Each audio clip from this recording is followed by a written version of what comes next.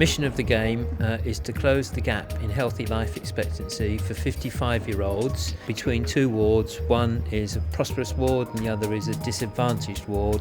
We've got 10 years to do it, but we've got no new money. The whole group have been given that brief, and now they've gone off into their separate meetings in order to come up with a strategy as to how they meet that challenge. It's looking at things in a different way. It's using a set of information that you're given. It's using a set of players. It's in a sort of a pretend dynamic situation. You can play off each other, and you can, through a series of steps, you can build up a case for making change.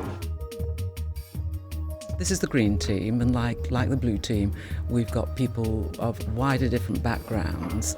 The most important thing is that we have citizens here. We're talking to people who live with the problems that we're trying to address.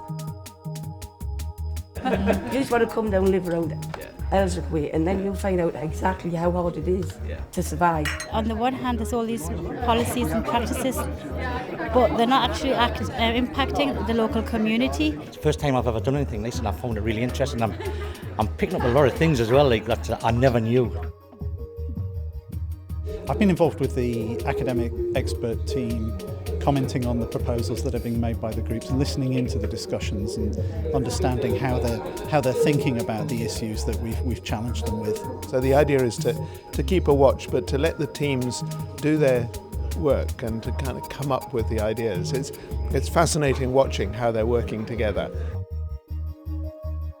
It's totally unpredictable. You put a huge amount of effort into getting the game running under control so that everybody is talking the same language and using the same materials.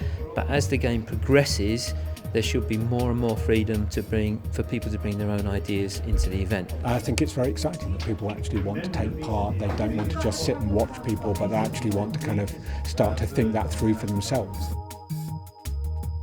The great thing about this exercise is that we don't know in advance what the right lines are going to be. If we knew what the right lines were going to be, we wouldn't have the problem that we have today. So the idea is to create the environment, create the game rules to allow innovation, creativity to come forward, and then see whether it will work. I think it can make a difference if we are able to transfer some of the thinking and some of the dynamics of it. We had a really brilliant team, and we were all able to share very equally our feelings about what we needed to prioritise on and collectively justify that. So I think the process has taken us through a really nice sort of thinking exercise that I think personally can actually be put into practice.